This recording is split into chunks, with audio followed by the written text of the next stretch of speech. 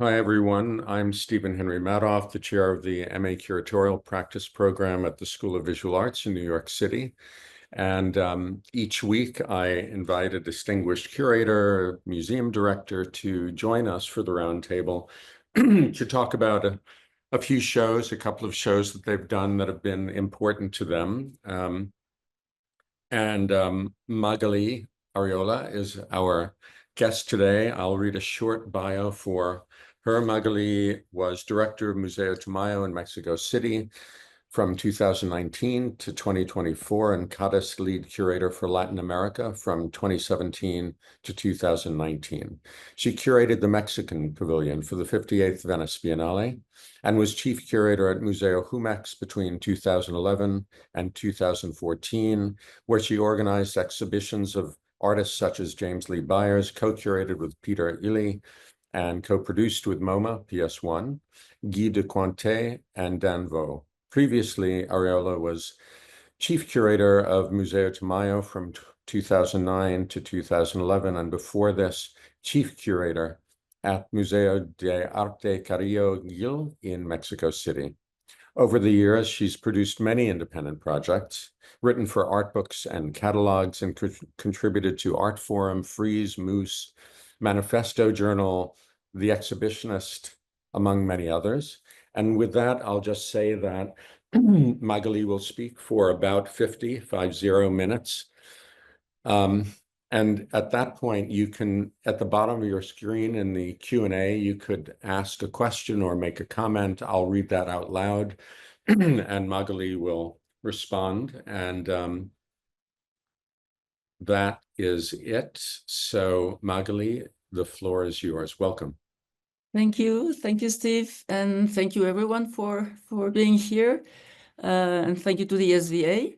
I'm really happy to be here again. I have to say I did a first participation a couple of years ago in New York City, Right. and just like as an introduction, let me share my screen. So I decided to speak about two projects today. One was called Sunset Decor that was presented at Marian Goodman in 2017, and the second one is called The Missing Circle, and that was like a more complicated program that was presented in Museo de Arte Moderno of Medellin in Colombia in 2018, and in 2019, and then in Museo Amparo in Puebla in 2020. And just as a way of introduction, I would love to talk about this other exhibition that I created in actually like quite a few years ago in 2010 at Museo Tamayo, which was actually the project that I presented last time when Stephen invited me to talk to the students. So that's why I'm not gonna extend a lot on this one, but just like talk a little bit about it, because I think it really was one of the projects that was important for the development of my practice later on. So it was called A Place Out of History. And this was like a group show that I created for Museo Tamayo, as I said, which was based on different like different cases scenario that were based either on like historical figures of curators or artists, or even, like art institutions taken as some sort of characters that played like a very important or like instrumental role in the way history, and more particularly art history, was written, and how depending on like the location they were standing, their lives or their like practice would actually change the way we could read history.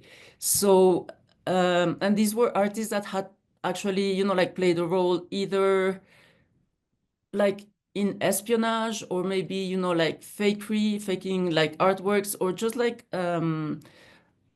art institutions that had also like in a way affected the way art history was written, as I said.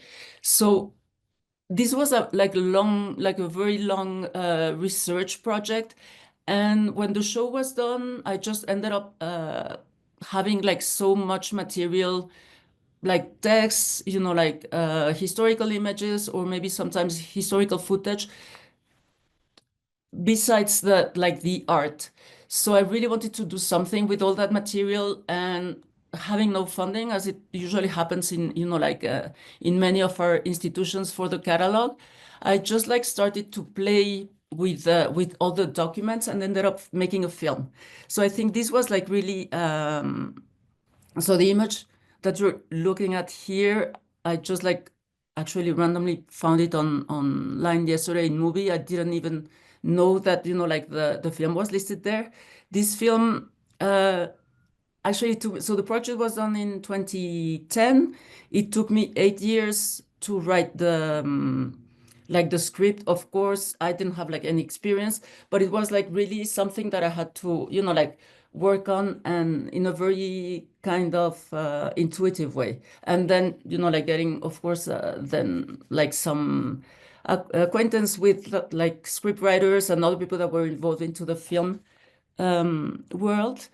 And so, as I said, I ended up making a film which was made of either like documents, also like artworks that I used into the images. So before, I'm sorry, this was from a Hito Steyr film. Then these were like documents that I found, like you can see here, like Orson Welles, who made a film on forgery with Emile de Hory. And then I also did a little bit of filming myself, and like a very, very simple way of addressing like the whole history. But then again, I think this project somehow articulated like different, like materials and different narratives. And I had, and like the interesting thing for me was how to articulate, like all the research I had and make like a new narrative that could incorporate like all these different materials. So I guess that's something that has really, like struck me in a way, as a way of, like channeling the research that I've done over the years. Sometimes we don't have the possibility to make an exhibition. It's, as you probably all know, it's not always easy to find either the place, either the money to do it. So I guess I'm interested in, like again, trying to find ways of incorporating different material and different even objects sometimes, or elements that that are like cultural objects that could somehow like complete, or like open like new avenues for the different narratives we find in artworks. So the first project I wanted to present today is, as I said, Sunset Decor. This was a project that I did at Marian Goodman in New York. And the whole project departed from Marcel Brotar's, one of his last decors called Decor A Conquest. This is a piece from 1975. And as you probably know, Brothers started to conceive and develop his decors in 1974, really at the end of his life. So this particular one was also used as a sort of backdrop in his film La Bataille de Waterloo in 1975, which is probably one of his last works. And just like a brief comment on the concept of decor, which was really interesting for me to articulate again this show, and also probably in relation to what I mentioned before. The decors for Brotars were not like a end in themselves. They were like a way of incorporating some of his older works, or just like references to his older works, like as a kind of like reference to not a retrospective, but to his whole career. So you can see in this one room, for example, the plant pots here. And then as a way also, as I said before, to use his own work as props, maybe for other works, just as he did for the Bataille of Waterloo. So this particular piece was made of two rooms. The first room was like a 19th century themed room, as you can see here, with like two cannons, like a stuffed pigeon at the very back here. there is like 2 liquor barrels, and you cannot see it on this image, but I think you can see it on a different one later on. In the back, there's like these, like spotlights, just like in a like a film set, I would say. And on a table, there's like a crab and a lobster playing cards. So it's really like a kind of 19th century saloon that sort of references, let's say, like colonial history in a way, and the Wild West, and the way, like North American expansion took place towards the West.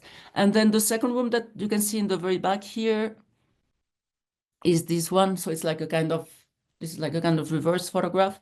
And this is like a more like a 20th century setting, again with the spotlights. And this is like lawn chairs and a lawn table with this parasol and some machine guns in the back. And this is more a reference, it's been taken as a reference to like 20th century, like imperial politics in a way. So 1975, 1974 was still, like the time of probably the decline of the Vietnam War. And as you probably know, Brothers was like this very intelligent man, but he was also like a very political person in a way. So I guess this particular piece in a way explored, like concepts of like production and reproduction, in the sense that they were like producing work, but they were also reproducing work from his whole career, and then projecting towards like a new work. So something again that I guess, like when I look retrospectively on my own practice, has been like very influential in a way. So in the show, this is a catalog. This is like the catalog that was actually produced for the show. This was shown at the ICA in London in 75. And then, so like my own exhibition actually brought together, as I said before, like different elements, not only artworks, but also like objects and references to this particular piece of Brotars. I think this was the same year when he had his retrospective. So the decor, a conquest piece, was actually shown at MoMA, and I couldn't show it for obvious reasons, like in my show. For once it was like on loan, and then it was of course like too big for the show. It would just like feel like the whole space. So I decided to just like reference the piece with different things. So like this one vitrine, there were several vitrines, but this one vitrine that I showed before was one of them. And this is the entrance of the show. And as you can see here in the back, there's like an eagle. So this is an eagle that I found like in a different visit, different show, different time, and in the Natural History Museum at the Carnegie in where is the Carnegie? I'm blanking on the city. I want to say Philadelphia, but that's the state. Pittsburgh. In Pittsburgh. So this is allegedly a bald eagle that was accidentally shot during the Battle of Gettysburg. So of course, and this was like the very first item that was registered at the Pittsburgh Museum. So I thought it was like an interesting way of course, like alluding to Brotar's practice, like the eagle, as we know, was like a very important element in his work, but also like an element that was very much present in like the construction of the history of the U.S. No, like the Battle of Gettysburg being like such an important moment. Then there were these other elements. This is a puzzle that was included in the 20th century room of Brotar's piece.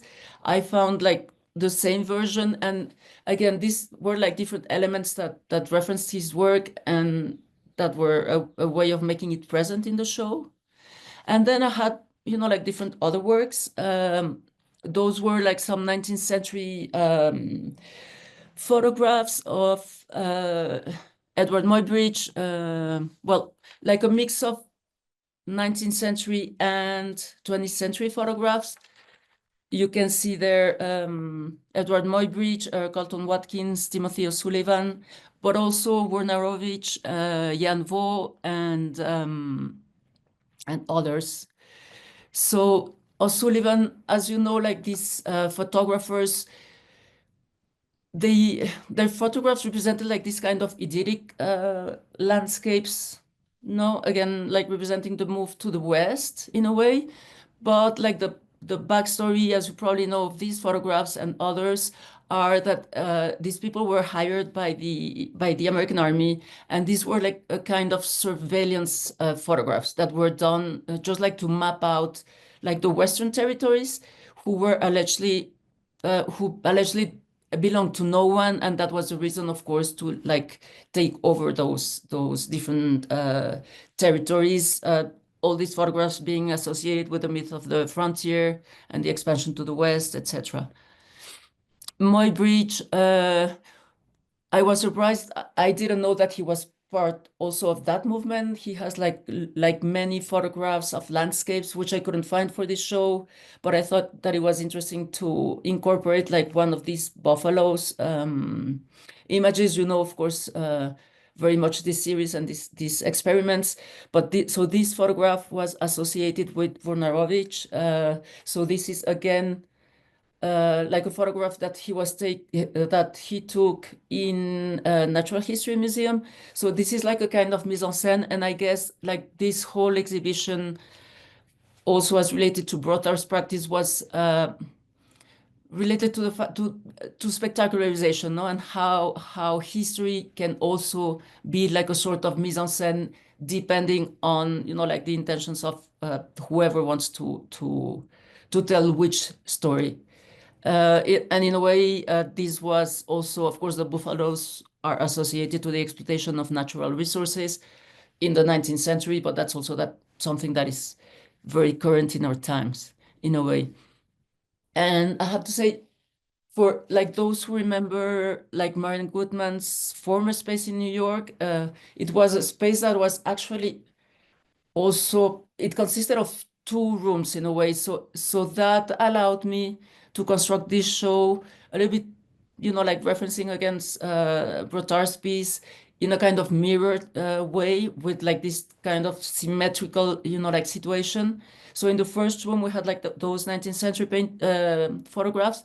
And in this second room, I had Trevor Paglen's series of like these landscapes.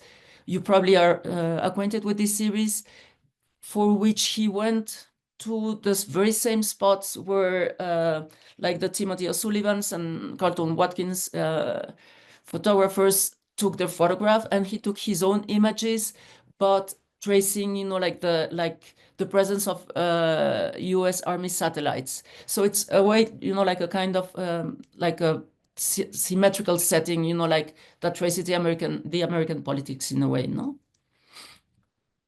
So this is another piece, which of course mirrors this one by Trevor Paglen. And then there was the Lothar Baumgarten series Carbon that you are probably also aware of. This is a big series he did, and there's like a magnificent book associated with this, which incorporates like all the photographs he did of like the North American railroads, many of them abandoned right now, but that was, of course, like the railroads, as you probably know, were, you know, like all built on the expropriation of land of like many of the native populations. So again, you know, like associated with not only, you know, like exploitation of people, but exploitation of natural resources at some point. And so in this book that I mentioned, Lothar Baumgarten writes also like very short narratives that kind of mix fact and fiction in a way, and past and present, like very beautiful short text that he wrote, you know, like being on these different places, you know, like that he associated to, of course, the different native populations. And I don't think you can see. So again, this is like the kind of abandoned land set. In like the photographs that I'm showing here, you don't see the names of the trains or the railroads, but they're like very often associated to the names of the populations that used to live in those territories. So again, like this play with the back and forth, like in history, like 19th century colonialism or like 20th century imperialism. Then there was also a very beautiful piece by Superflex that was based on this like painting whose like authorship is unknown, but it was for a long time attributed to Frederick Remington. It's called The Parley. And as you probably know, Frederick Remington was for a long time like a correspondent for Harper's Magazine. And he was actually covering the Indian Wars for a long time. And then he was also responsible for you're probably aware of like these big sculptures that you find many of them like in Texas and in the south of the US, which kind of popularized like the image of the like of the cowboy and of course like the like all this movement again towards the West. So what Superflex did is like a slow motion reenactment of the painting, as you can see here, and it's just like a very short video that just like traces, like this like very kind of instantaneous moment of encounter between like a Native American and a settler. But what is like really fascinating about the piece is that you can see it just becomes like kind of three-dimensional in a way. And then there was also a piece by Joachim Koster, the Danish artist you probably know. And this is it's not a silent film, but it was just like a sort of film inspired by a William Burroughs novel that is called, I don't have the title here, and I won't remember it, but anyway, it's like an interesting, crazy, like novel of Burroughs, in which like a priest travels in time and he becomes a cowboy, and it's a gay priest. So it's like like again all these like very, I would say, like kind of subversive sort of narrative from the 1960s that inspired this piece. And here you can see just like again like this image of like the cowboy. There's like no violence. The whole thing is just like these people dancing with their feet. So like the sound you hear is just like this tapping on the on a like wooden floor, as if it were like shotguns. And this is like for me a little bit like the Superflex. Also, there's like a sort of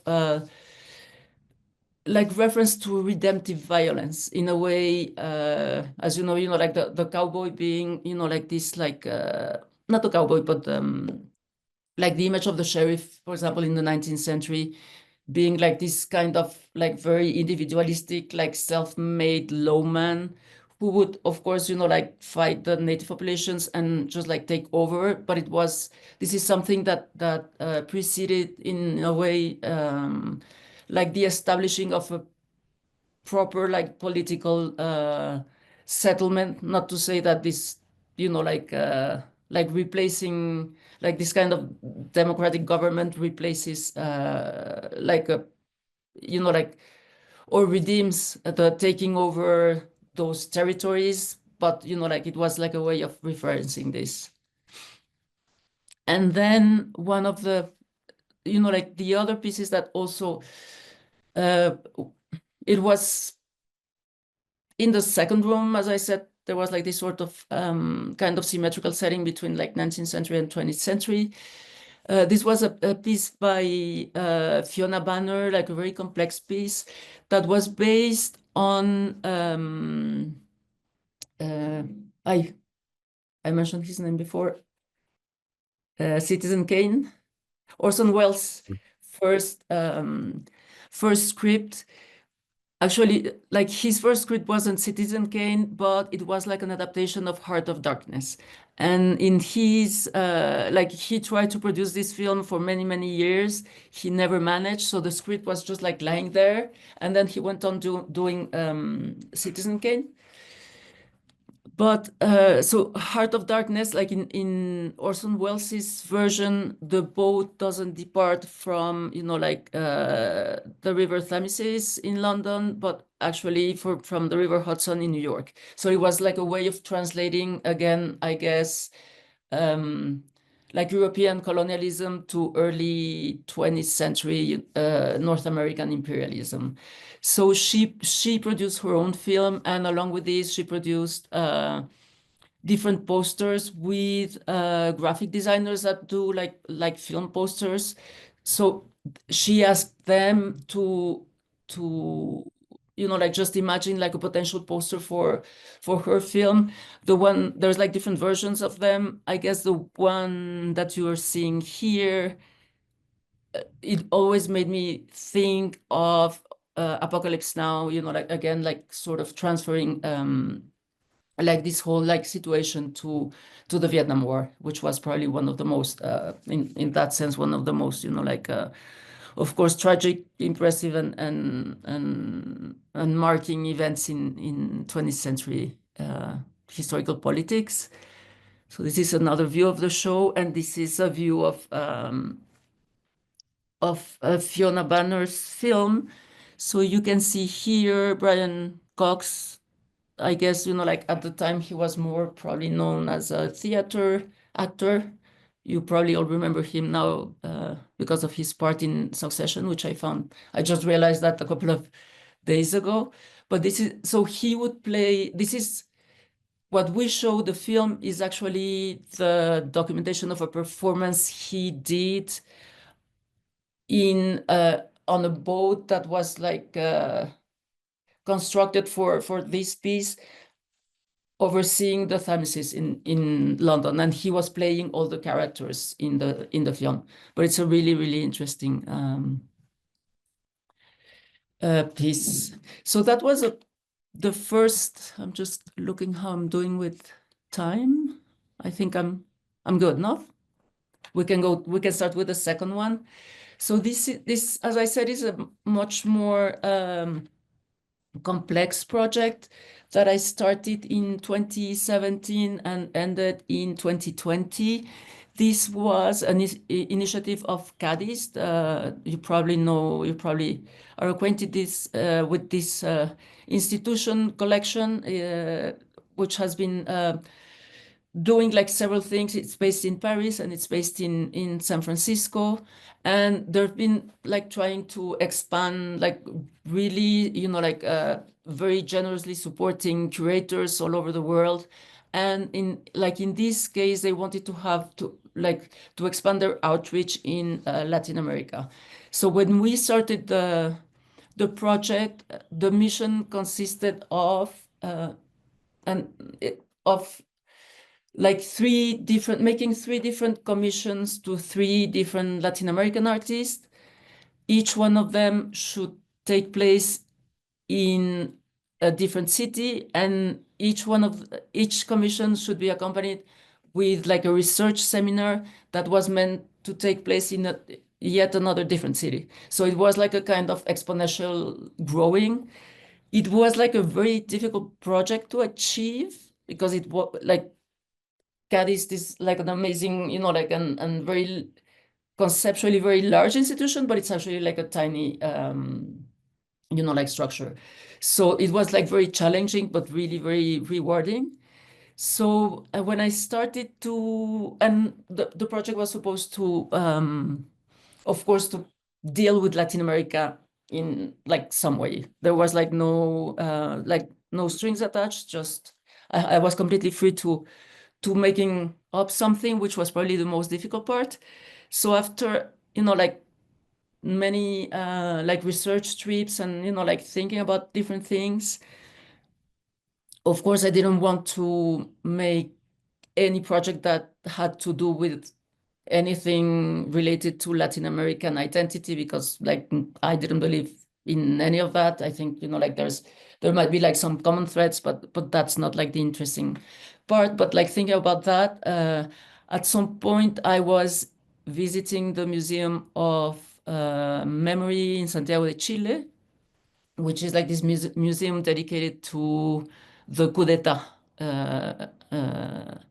So at some point, and this was not long after, like the 42 students disappeared in Mexico City. You probably remember that horrible episodes. So I started thinking about, like maybe like that common thread that links all of our countries is actually like somehow, like our relation to the death and to the missing. So that made me think of this beautiful book by Susan Buck-Morss on the Haitian Revolution, where she uses the figure of the zombie as like a metaphor of slavery, but also like other things.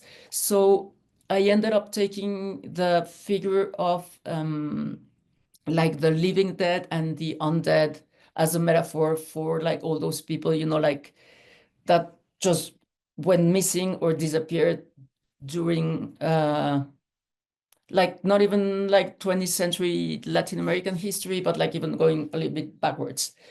So that was like one, like point of departure. Another very important piece for this project was Michael Tosik's notion of the space of death, which in a way kind of speaks of how Latin American political history is inscribed into its landscape, and how, of course, that landscape again reflects like colonial exploitation and like imperial politics. Again, not only in the 20th century, but also like going a little bit backwards, and how like our social imagination is like populated by all these images of evil and the underworld in a way. And so this took me, I started like researching on all these themes, and then I found this amazing short text by Julio Cortázar that was written in 1981. That he, as you probably know, Cortázar was, of course, like this incredible like a fiction writer from Argentina, but he was also someone incredibly involved into politics and very supportive of like many causes. He spent like a lot of time in Nicaragua, for example, and there's like many books that and texts that came out of that who were incredible. And he wrote this short piece that he presented at like a lawyers meeting in Paris in 1981, which dealt with again like all the like what to do with all these like missing persons that just like resulted from all the different like dictators in Latin America. And in that text he speaks of the missing circle, like of the 9 circles in Dante's Inferno, and he says, but there's like one missing circle, which is probably the circle in which we find like all these like missing and dead people, like that were that are government, and he's very particularly talking about like this kind of institutionalized violence that our governors actually like just like kidnapped or killed in a way. So that's where I took the title of this project from.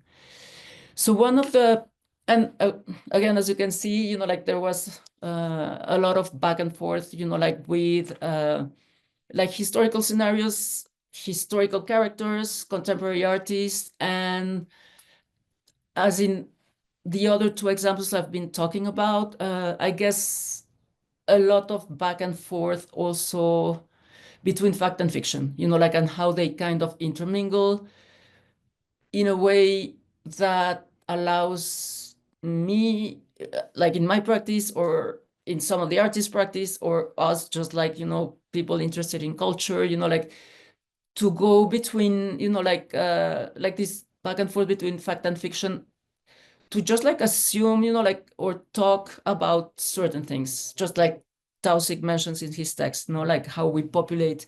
And it's like a kind of way of dealing with like these dreadful histories, like treating them as stories, like in a way using history against the grain, with fiction. So that, again, that's like a very important thing to me. So I started talking to Carla Sacagnini, who is this Argentinian Brazilian artist that you probably know, and her work is always very much based on historical research. So she decided for this piece to work with two characters. The first one is Tiradentes, whose first name is let me like Joaquim da Silva Javier, and he was called and he was known as Tiradentes because he was actually a dentist. So he was part of this group of 12 people back in the late 1800s, when Brazil was still a Portuguese colony.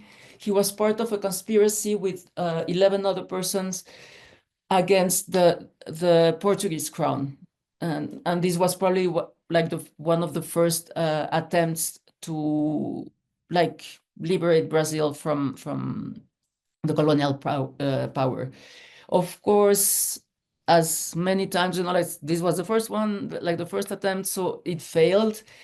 The other 11 people were exiled, but Tiradentes was, for one reason that is still kind of mysterious, he was hanged and then quartered. And that's like a very, that was a very common practice, as you probably know, like back in the 19th century, with all these slaves that would try to rebel, like in Haiti, or even I guess later on in the US. Their bodies would be quartered and just put on poles in different places, just as a way to, of course, create fear, to create a spectacle of fear, and also to send a message, just saying, this is what happens if you try to run away, or if you try to rebel, or if you try, in this case, to rebel against the crown. And he was, of course, seen as a traitor back then. And the tradition would be when one person would die, you would ring a bell, unless it was a case of treason. So in that case, the bell should never ring. So this all happened in Ouro Preto, which is this tiny town in Minas Gerais.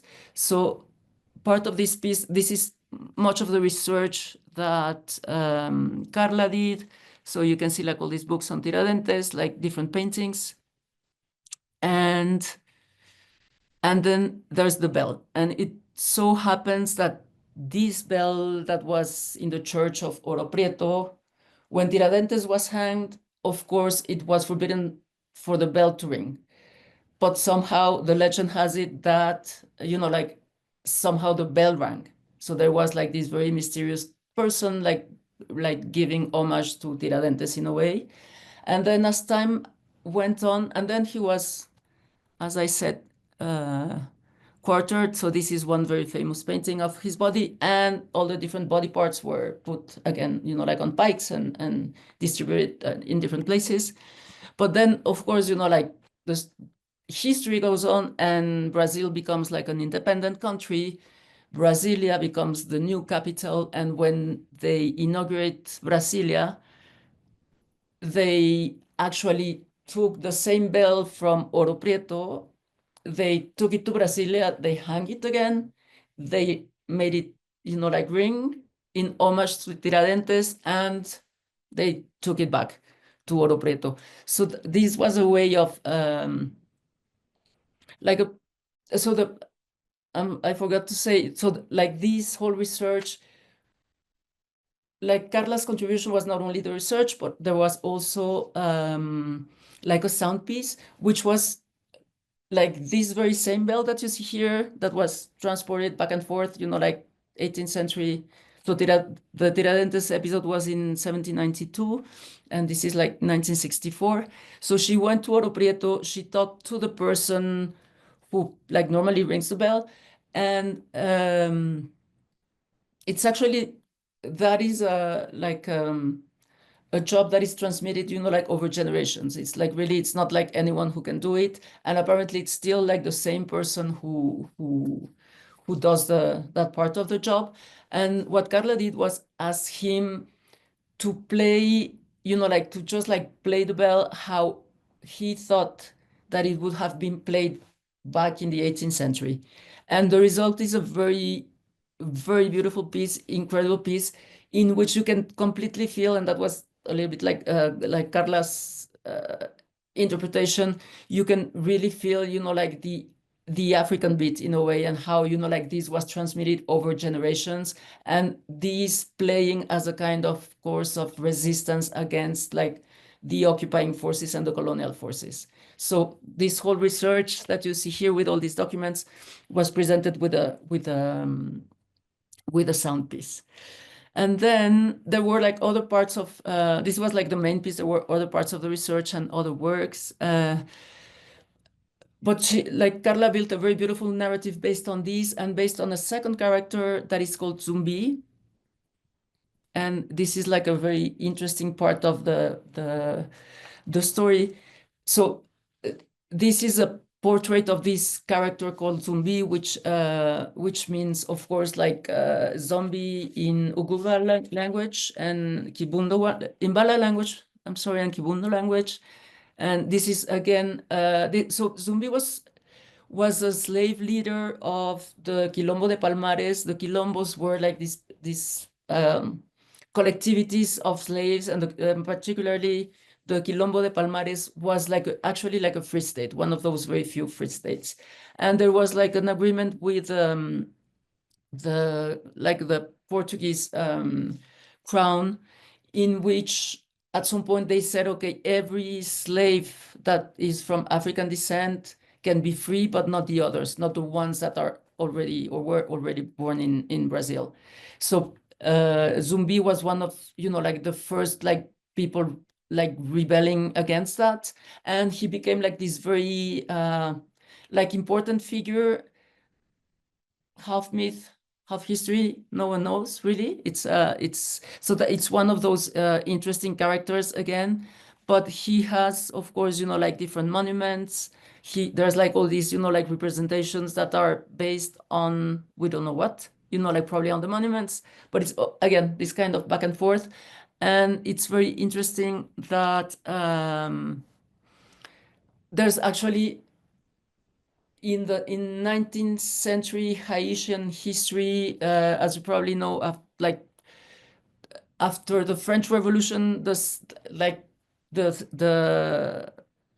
like the Haitian independence movement took place like 2 years later, and there was this other character called Jean du Zombie, who was one of the fearful slaves that rebelled against the French government. So there's like all these different like historical echoes that have become, like very again important myths based on actual history. And so, like as I said, I don't know if I mentioned this, like the three, I probably didn't mention this, the three different commissions we did were meant, and of course the research seminars were meant to lead to a final show. I'll be showing, like along these other photographs, different images of the final show that included like other works besides the three commissions. But the commissions were like the let's say the skeleton or the vertebral column of the whole show. So this is another example of another work that was part of the show, Eustaquio Neves, who did like this photograph, also referencing Zumbi and as a kind of homage to the character. This is from 1995, and this is Jonatas de Andrade, who did like this also. This is from 2014. I'm sorry, I didn't put the caption, but so for this piece, Jonatas went to the same region where the Quilombo de Palmares was, and he worked with with a migrant from Senegal to reenact in a way, like the character of Zumbi and like all that like rebellious situation where he was. And of course, like it was again like an echo working with like someone who is like an immigrant today, like referencing, of course, the transportation of slaves back in the 17th, 18th century. Then the second commission was with Naufus Ramirez Figueroa, who was probably known as an artist from Guatemala. And his work always like mixes and intermingles his own, like autobiography and with like the contemporary history of Guatemala. And of course, like Naufus' life was very much marked by the Guatemalan civil war during this is probably like Guatemala civil war is probably one of the longest in the history of Latin America specifically, but like in Naufus' case, he was born in probably 1974. So he references pretty much that time period, like the 70s and the 80s. And in this case, what he wanted to do was to find the pyramids of Cahuinal. So this is a trip that we did in search of those pyramids. So the pyramids of Cahuinal were actually flooded in the 80s. There was they constructed, like the government constructed like this hydroelectric dam, supposedly in the name of, like bringing like bettering people's lives. But of course, like they flooded this huge region, and they just like like they flooded, like, of course, historical memories, like all these pyramids. There's like a whole story about the military attacking, like the men of Cahuinal. So they like deliberately like try to make a fight. So all the men of all these different towns around the pyramids went to fight with the military. So the women and the child remain by themselves in this region, and that's when they flooded it was a very, like dramatic situation. They flooded everything. So when the water comes down, like at a certain period in time, which I think is December, there was like this, Naufus told me there's like this myth. We don't know if it happens or not, but let's try to figure it out, that the pyramid shows because the water goes down. So it's just like this situation. And so it was also like very beautiful in that sense, like he told me, let's just like go and try to find the pyramid. So it felt a little bit like like an Indiana Jones situation, because it's in a very remote place, and we actually did find the pyramid. And so that was the point of departure of his project. Here you can see like different images. And then he developed, so this is like the top of a tree coming out from the water, no, which he then transformed into a piece. I think I skipped one, too. So this was part of the process, of course, like a reference to this. And then he did like these beautiful sculptures, wooden sculptures, where you have like the top of the tree, but like the end is like a tiny hand. And so in Naufus' head, these were like children hands. And so these works were meant to be activated by children who would hold hands with the trees and that just like run around the space. We did that in Medellin. And this is part of well, that was a display. We didn't do the performance in the second venue in Puebla, but in the first one only. And these were accompanied by some blue paintings he did. So there were like in the final installation, there were like all these references to kids and animals, and of course, like like to different myths in like in the Mayan cosmology, in a way where animals take care of kids. So you can see there like a frog, like a little boy, a little girl, and all these like these photographs are not like super good, but those were like different like blue paintings done with this pigment that is called like Mayan blue that Naufus did, and with this lighting. So it was like the whole installation was meant to to like refer, you know, like these sunken people in the dam of Shishoy. Then the third commission was with Rometti Costales, artist duo. Julia Rometti is French, Victor Costales is from Ecuador. They're not together anymore, but they did like a amazing work for over like probably 10 years. And this was called Song for a Chanting Fossil. And this was like a very interesting piece. So as I said, like, so the first one was Brazil, the second one was Guatemala, and this third one was Chile. And we did this originally at the Museo de la Solidaridad Salvador Allende, which is like a very interesting institution. I don't know if you're acquainted with it. That was a project that Salvador Allende initiated in the late 1960s, before, of course, the coup d'etat, no, the Pinochet coup d'etat, and within, you know, like this kind of like utopian initiative, he just like talked to different people, like Dora Ashton in the United States, Fernando Gamboa in Mexico, like different people all over the world, in order to put together like a collection of contemporary art that could be donated to the people of Chile. So that happened. The collection still exists, but it was, you know, like it was like sort of dispersed over time. Then they managed to put it together in this museum, which kind of traces, you know, like that history of like the history of the museum, but of course, you know, like the history of Salvador Allende, who, as you know, was assassinated by Pinochet in a very dramatic way, backed by the North American government.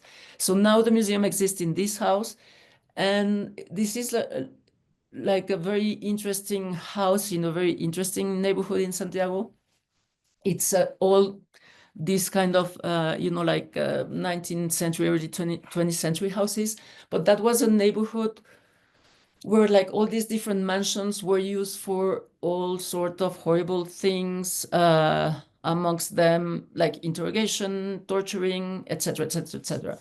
So when you walk into the museum, there's still like traces of that old time. So this house was used to spy on people, like telephone spying. So when you go to the basement, you still have like, they kept as a like a kind of historical relic, they kept all the like all the wiring, copper wiring. As you know, copper is very important in Chile, and the copper mining was one of the reasons why there was so much interest from the US, and of course, you know, like Pinochet in Chile. And what Allende had done was like nationalize those mines. And of course, you know, like that was one of the main reasons why the coup d'etat took place. So I'm telling you this because this is like all the different layers, you know, like that Rometti Costales used to build their work. So when you go down the basement, you find, you know, like all the wiring, the telephone wiring, even like different telephones that were used to spy on people. But then when we went there, they also found some like rails, which, as you also probably know, were used to, when they would interrogate people, they would kill people, and then they would tie them to like rails, and they would throw them in the sea. That's like a very, you know, like kind of famous episode. So we found like part of those, you know, like rails still in the backyard, and we asked the director, and she was like, you know what, it's been there forever, so it's probably one of those. So what Rometti Costales did, let me go back to this. They did, among one of the pieces, this kind of mobile, like chandelier mobile piece, which is based on like one single photograph that was in the house of how of the original house, which used to be it used to belong to a Belgian entrepreneur that was actually that owned one of those, like copper mines. Then it became whatever it became. But so the piece, in a way, like referenced that original photograph, the chandelier that appears, which was like a very beautiful 19th century chandelier. And what you see here is like different elements that reference like that whole story we've been talking about. So there's like some metal pieces that you see here that were taken from the rails we found in the house. There's some araucaria branches that were like done in bronze. And of course, like the araucaria is one of the oldest and most common tree species in Chile. And then some, like different bones of different birds. We worked with the university, and they gave us, like all these different bones from birds that they used to study, that were found in the desert of Atacama. And of course, as you also probably know, there's like a very famous episode also in this horrible dictatorial history of Pinochet.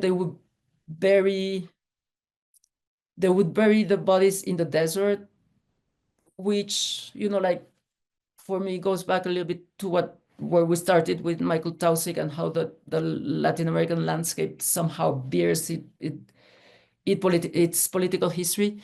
So many bodies were buried in the desert, but then of course, like the wind does its work, and like it just like takes the sand away. And then at some point in the 60s, the bodies, or 70s, the bodies started to show.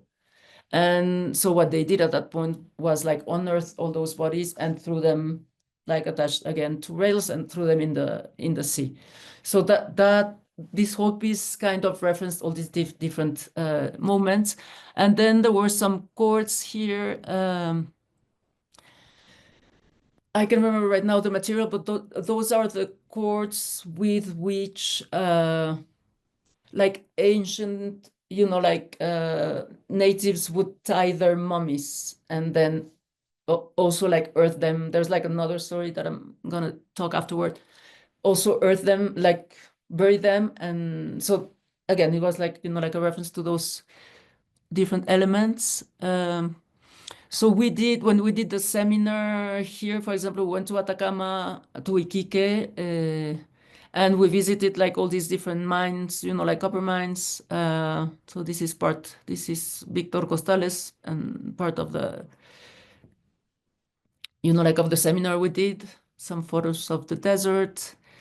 This is like a very, like rundown town that is completely isolated into the desert, that was actually used as a natural prison. So they would just like put people in there, and it was impossible to get there if it wasn't on a helicopter or a plane.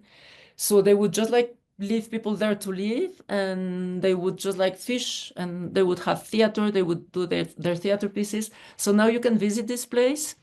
And it's, of course, like it having been like a natural prison, it's a very loaded place, but it's also like a place that people go as a kind of memorial.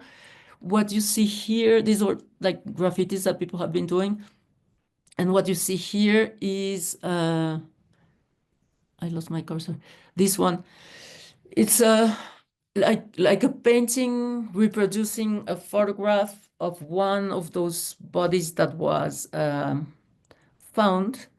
And you probably know that the Atacama Desert is one of the, if not the driest place on Earth. So actually the bodies are very well preserved. If you leave a body there, they would like mummify, like over time. So this is like a reference to one of the first bodies that were found. Not one, the first body that was found, and it was found mummified. And this body is actually the one that gave away, like all these like politics of disappearing people, etc. And that's how they knew in the first place that Pinochet was doing all these terrible things. So there's, you know, like a whole reference again here. So of course, like, you know, like the image of the mummy was also very important for this project. And this is like a completely different mummy, but that was also like a reference for another piece Rometty Costales did. This is known as the Copper Man, and it's actually now in the Natural History Museum in New York. And it's literally the body, it's like thousands and thousands of years old. I won't remember, but like literally thousands. This is the body of, like, they assume like a person that was mining for copper, and he probably fell into the mine, and the whole body actually kind of mummified, but it's like a solid copper body now. It's like, it's really interesting. So it also speaks about, you know, like, again, exploitation of natural resources, like from, you know, like years, and of course, you know, like how the result of this has resulted into this like historical politics of the country. And so you can, well, you see the whole body here, and but the hands are very particular. And so Rometty Costales did like a sort of, not a casting of that, they went to see, of course, the piece, but like a casting of some hands reproducing the same movement. And this is copper, so it's also like a reference to this whole story. So this is again, you know, like images of the final exhibition at Museo Amparo. And I just like added, you know, like a couple so we can have like a quick look at the whole show at Amparo. This is Jocelyn Gardner, like beautiful drawings that reference yeah, like, you know, like the hair of all these like slave women back in the 19th century, like with different plants that were actually used as that were abortive plants, so that they would, you know, like drink teas in order, if they would get pregnant in order to abort, so that their kids, as you know, like you would, like if you were a slave, your kid would be a slave, so they didn't want to you know, like pass that on, so they would abort. This is a piece by Sam Durant that referenced another, like a different episode in Haiti, when the first time that André Breton came to Haiti and gave like a lecture at the university. It apparently, you know, like he was talking about surrealism, and it apparently just like set up like a whole student revolt that ended up like topping one of the dictators at the time, Aristide. This is a piece by Carlos Morales, a beautiful video that he presented actually, I think, at the Venice Biennale when he did the Mexican Pavilion. And it's just like this like kind of puppet like little story that references one of these you know, like yeah, just like exode of, like, well, in one of the towns in Mexico City, and you know, like how like people were, you know, like hanged, and then they had to leave, you know, like all this, like, due of course to drug dealing and all these things that we're like dealing with now currently in Mexico. Again, Rometty Costales with a photograph by Pierre Huyghe of skeleton he found in the desert of Atacama. Noemi Perez, some paintings that reference like the whole exodus from Venezuela to Colombia, you know, like due to drug dealing again. That's her again, like some beautiful paintings of some dogs, just like stray dogs that she's done. Naufus again. And this is, I'm blanking on his name, Chilean artist that, I'll remember, that just like he has been doing, you know, like these different drawings on that, of course, like kind of recall, you know, like the different like mummies that we've talked about. And there were like other references to this, but, you know, like I'm not gonna go into detail because it would be too much. And again, like another, that was like the end of the show, like another like installation view. So this is more or less it. I hope it was Okay. interesting and that you can see like a little bit the arch of the whole process. Thank you so much. There is one question from Orja saying, your curatorial practice follows a political trajectory that critically examines incarceration, censorship, and resistance against imperialism and colonialism, delving into the complex histories and narratives at play, while also proposing and generating new gestures of hope. How does this activism manifest within your public programming, and in what ways does it shape your interactions with audiences? Wow, that's a difficult one, but thank you. I'm really happy to hear that. I guess that means that I managed to convey what I wanted to convey, and it's completely true. And I think in terms of public programming for like this, like every show is of course different. Like the Sunset Decor exhibition was like an exhibition in a commercial gallery, so it's very difficult to have like a public programming in that setting. And I'm still living in Mexico City, so it's it was a difficult thing to develop. But I guess for this last one, like really the beauty of it was that it was that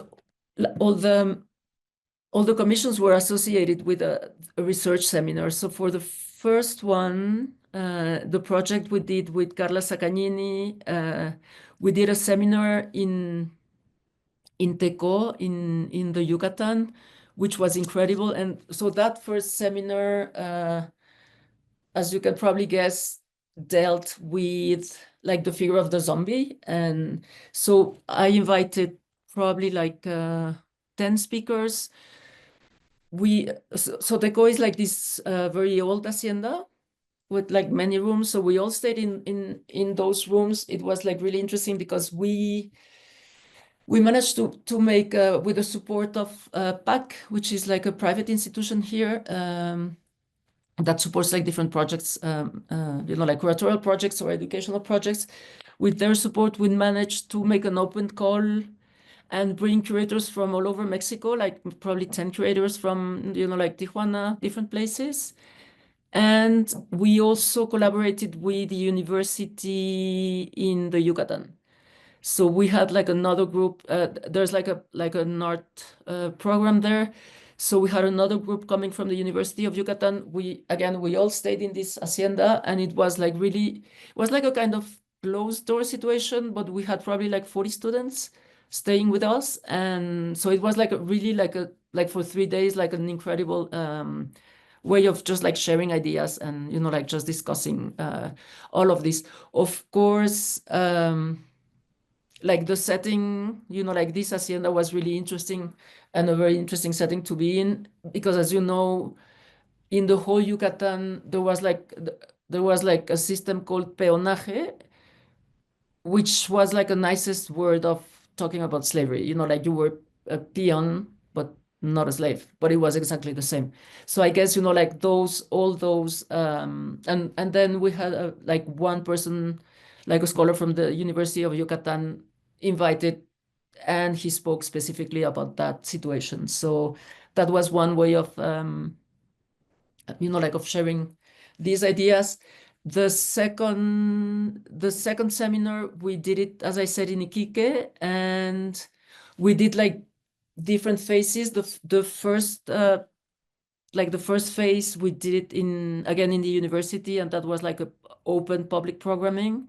And then the second one, which is the image I showed, we did it in one of these mines that actually had like a tiny theater, and that was like a more like closed session like for us, no? And when I say us, it was like the artist and me, and Tom Keenan was part of it, and who else? Adam Kleinman. There were other people. Lehit is the last name of the artist that I forgot. Like the last painting, he was also there. Like, like different people that were locals. As I said, it was like a very challenging process because, of course, like it sounds amazing. I was like, it's really one of the best, like projects I've done, in the sense that it was like really like an incredible process. But like if you think about like going from Mexico City to Chile, or just like bringing Tom Kinnan to Santiago, Chile, like it's really expensive. So and it's a lot to like take care of. So, but like you find different ways of like sharing this, I guess. Like the first project that I mentioned being a film, that's also like a nice way of like sharing things. Like it's just like a projection that was it's been shown like in very different contexts. It was screened at Documenta, like 2 Documentas ago. It was screened at the Marseille Film Festival. So you get, in that sense, 2 different audiences too. All right. So with that, I think we've actually gone a bit over. Thank you so much, Magali. And thanks to the audience. And I'll see you, Magali, in a moment on the other link with the students. Perfect. All right. Thank you. Thank you.